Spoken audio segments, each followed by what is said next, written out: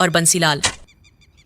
मित्र, तुम दिन रात इतनी जी तोड़ मेहनत करते हो पर फिर भी अपने परिवार का भरण पोषण नहीं कर पा रहे हो, क्या बात है?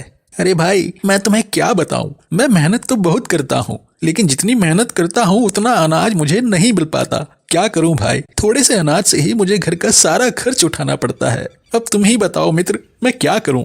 मेरे भाई, तुम बिल्कुल चिंता मत करो, मैं आज ही महाराज से बात करता हूँ। महाराज बड़े दयालु हैं, वो तुम्हें काम पर जरूर रख लेंगे। महाराज, सोनालाल बहुत ही ईमानदार है, वह हमारे साथ मिलकर इस बगीचे को और भी हरा भरा बना देगा। सोनालाल, तुम्हें अपने मित्र के साथ मिलकर हमारे बगीचे की देखभाल करनी है। इसके लिए मैं तुम्हें हर महीने 20 सोने की मोहरें दूंगा। यदि तुम यहाँ पर ईमानदारी से काम करोगे तो जल्दी ही तुम्हारी पगार बढ़ा दी जाएगी।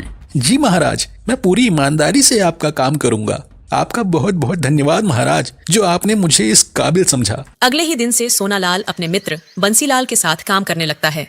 इसी प्रकार कई दिन गुजर जाते हैं। अरे मित्र, आज तुम्हें क्या हुआ? क्या आज तुम राजमहल नहीं जाओगे? अरे भाई, मैं तुम्हें क्या बताऊं, आज मेरी तबीयत कुछ ठीक नहीं लग रही है। आज तुम अकेले ही राजमहल चले जाओ। महाराज को कह देना कि मैं आज नहीं आ सकता। ठीक है मित्र, तुम अपना ख्याल रखना। ये कहकर सोनालाल उस दिन अकेले ही राजमहल चला जाता है और बगीचे में काम करने लगता है। उसे अकेला काम करते देखकर राजा उसके पास आता है। अरे सोनालाल, आज तुम अकेले ही बगीचे में काम कर रहे हो? आज बंसीलाल नहीं आया? क्या बात है? महाराज, आज बंसीलाल की तबीयत ठीक नहीं है, इसलिए वह काम पर नहीं आया है। अच्छा, कोई बात नहीं, तुम आराम से काम करो सोनालाल। आज तुम इस स्थान पर एक वृक्ष लगा देना, ठीक है? ठीक है महाराज, मैं अभी थोड़ी ही देर में यहाँ वृक्ष लगा दूंगा। सोनालाल की बात सुनकर राजा वहां से चला जाता है। मैंने सभी फूलों को पानी दे दिया है, चलो अब उस स्थान पर एक गड्ढा खोदकर एक वृक्ष लगा देता हूँ। इतना सोचकर सोनालाल गड्ढा खोदने लगता है। कुछ देर गड्ढा खोदने के बाद अचानक सोनालाल के फावड़े से कोई वस्तु टकराती है। अरे यह क्या? यह आवाज किस चीज की थी?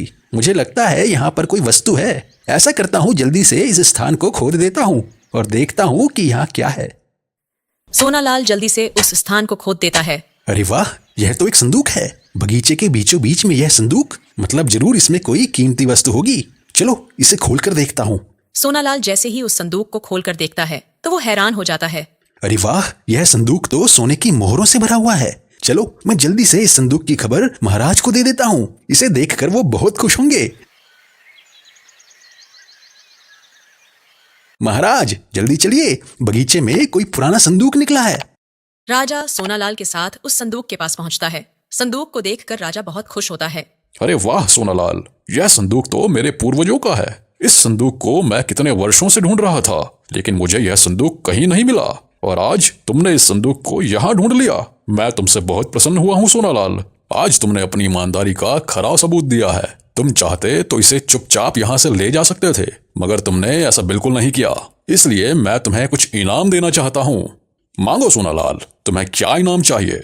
महाराज, ईश्वर और आपकी कृपा से मुझे और मेरे परिवार को 2 वक्त का खाना तो मिल ही जाता है। मैं जितना भी कमाता हूँ उतने में ही खुश हूँ। मुझे और कुछ नहीं चाहिए। और वैसे भी महाराज, ये खजाना तो आपके पूर्वजों का ही था, इसलिए इस खजाने पर सिर्फ आपका ही अधिकार है। अरे वाह सोनालाल, तुम तो वास्तव में एक महान इंसान हो जिसे दुनिया की मोह माया से कोई वास्ता नहीं है। मैं तुम्हारे विचारों से बहुत प्रभावित हुआ हूँ सोनालाल। अब तुम्हें यह काम करने की कोई जरूरत नहीं है, क्योंकि आज से मैं तुम्हें अपना मंत्री नियुक्त करता हूँ।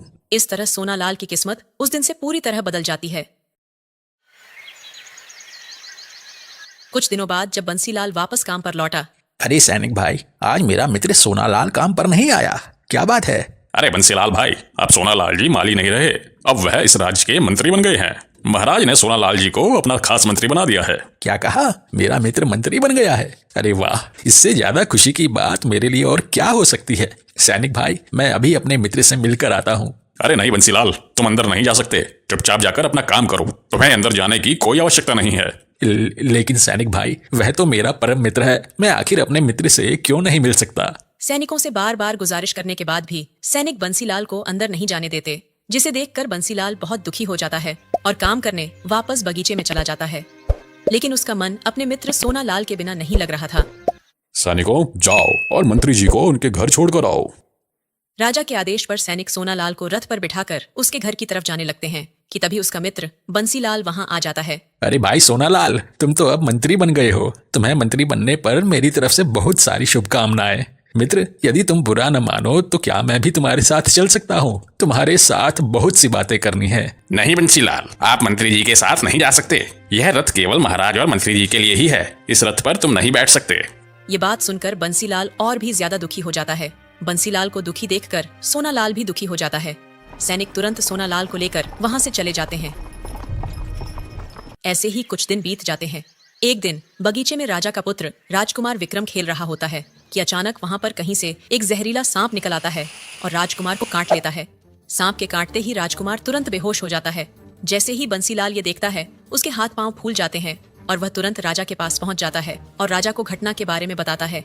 जैसे ही राजा को यह बात पता चलती है, वह उपचार के लिए तुरंत अपने राज्य के सबसे बड़े वैद्य को बुला लेता है। महाराज, राजकुमार को 5 दांत वाले एक विषैले सांप ने काटा है, जिसका विष मनुष्य को धीरे धीरे 1 सप्ताह में मार डालता है और इस विष का उपचार मेरे और इस संसार के किसी भी वैद्य के पास नहीं है। वैद्य जी, तो क्या अब हमारे पुत्र की जान बचाने का हमारे पास कोई और रास्ता नहीं है?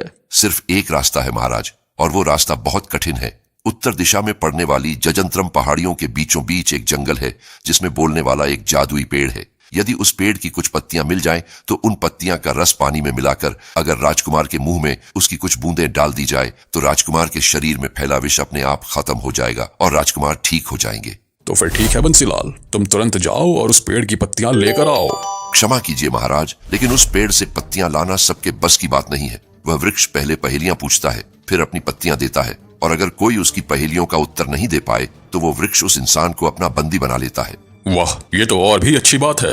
आखिर मैं भी देखूं कि बंसीलाल कितना बुद्धिमान है।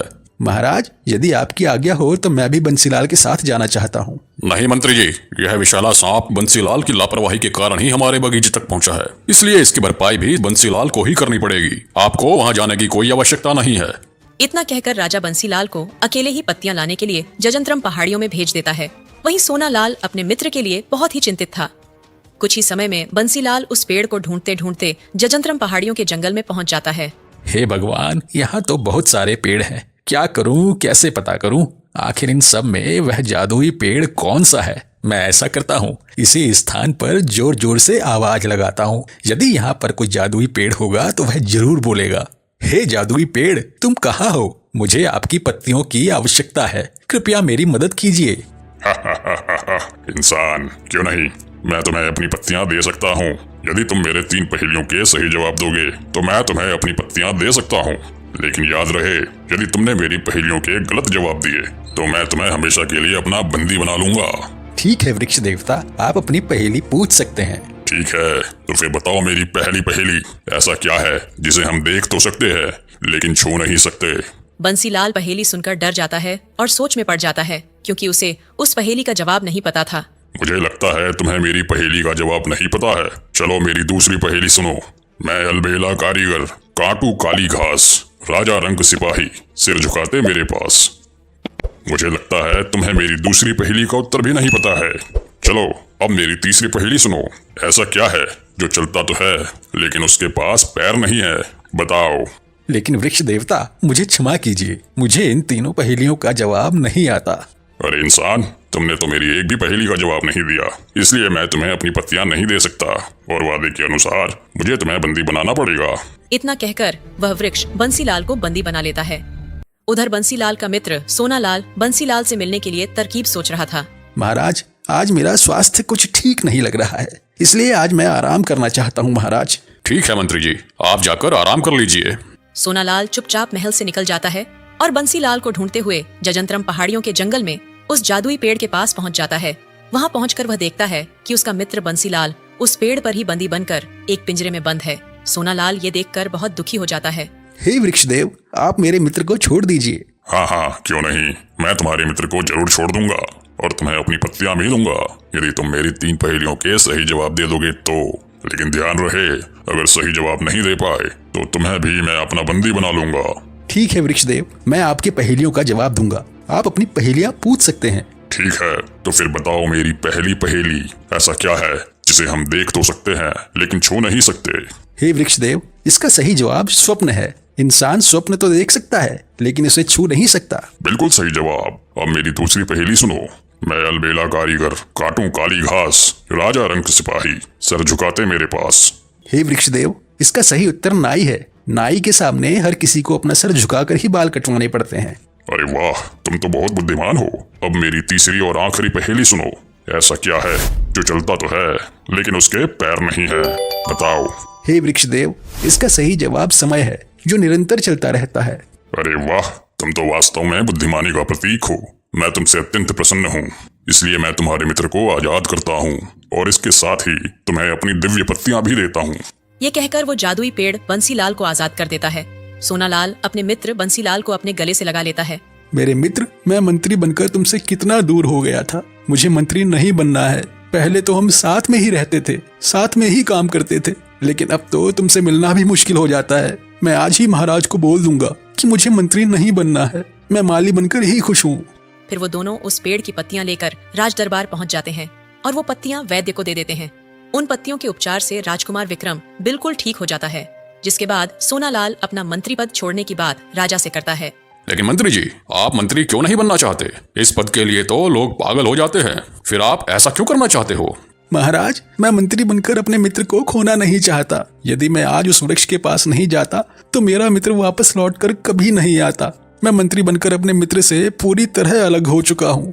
अब मैं अपने मित्र को खोना नहीं चाहता, इसलिए मैं मंत्री नहीं बनना चाहता महाराज। अगर इस पद के कारण मैं अपने मित्र से दूर हो जाऊं तो ऐसा पद मेरे किस काम का? इसलिए मुझे एक माली बनकर ही रहना है। सोनालाल की सारी बातें सुनकर राजा भी भावुक हो जाता है। वाह सोनालाल, वाह, तुम केवल नाम के ही नहीं बल्कि सच में खरा सोना हो। मैं तुम्हारी मित्रता को प्रणाम करता हूँ।